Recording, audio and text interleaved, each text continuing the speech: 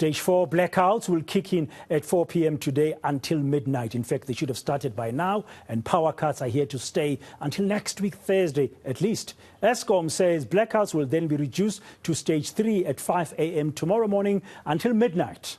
Lower stages are expected to be in place during this coming weekend, and Stage 1 and Stage 2 power cuts will then be implemented every day until next week, Thursday. But that's if no further breakdowns occur at power stations. So please check your schedules and keep up with these ongoing blackouts.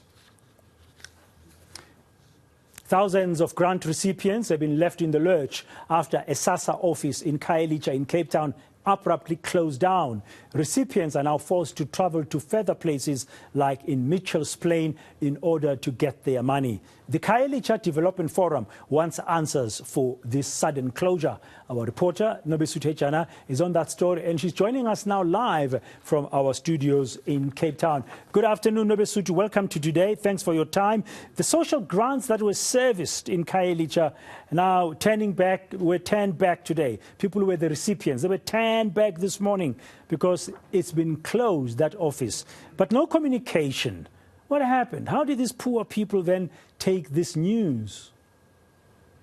Well, Braden, we were called by the KDF yesterday, late in the evening, that they were informed by Sassa officials operating in that particular venue in Khayelitsha that it won't be opening today. But from them, they were surprised that recipients and beneficiaries were not informed. And this morning, we saw quite a number of people who were outside. Some of them were telling us that they arrived there at around about 4 o'clock in the morning, hoping to be first in line, but only to be told at around about 8 o'clock by security guards that they will be not entering that building because it has been closed. So what we understand is that the building belongs to the Provincial Social Development Department, and the department says it has been accommodating Sassa in that facility, and now that building is under renovations, and it will be completed in 2023. But beneficiaries who were outside, they were shocked that they were not informed in time. Many of them saying that they were traveling from as far as Makaza, and they just surprised that no communication was made. So we spoke to some of them, but this is what one who was traveling from Makaza had to say about the traveling cost and the impact. Next week is my date to bring my papers. I fill in everything, the doctors fill in everything. So when I come here, I see the notice. It's not right. They have to let the people know, because it's a lot of old people, disabled people who's coming here. And I'm traveling from Makaza till here. So when I come put in the papers, I must pay that guy who's going to bring me 150 rand in the middle of the night. Then you must sleep here. And there's a lot of churches also. Now I ask them here, they can't explain you nicely. It seems like they're fed up now.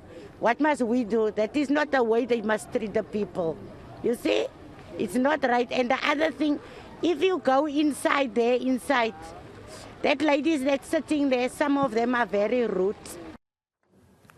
I understand, Nobesuthu, that Black Sash has strongly condemned Sassa, and Black Sash, of course, is a human rights organization, over the failure to advise the people in advance. And they say thousands of people will now be affected by this because that was the only facility in that area.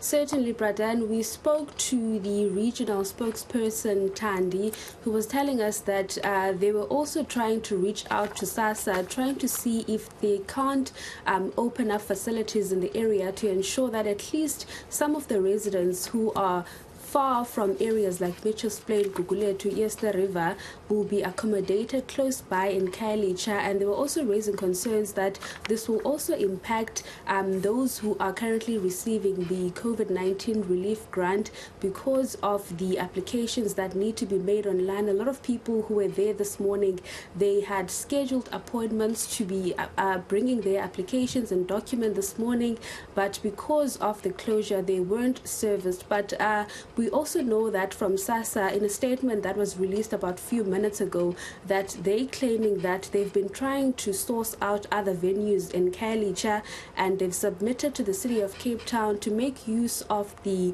Kuyasa library, and they're waiting for the city to give response. And it's something that they've also been calling from the national government as well as the Public Works Department to assist them with a building in that particular area. But this is what Black Sash had to say about the impact. For Black Sash. I mean, Khayelitsha is the biggest township in South Africa and the fastest growing township. And the Khayelitsha Sassa office is the only Sassa office servicing this area. So with beneficiaries being limited in being able to access their grants and not being communicated with alternatives is a huge concern and something that we are definitely paying attention to. The beneficiaries within the community also are disadvantaged, as in the closest Sassa office is Mitchell's Plain, which is about 10 kilometers away.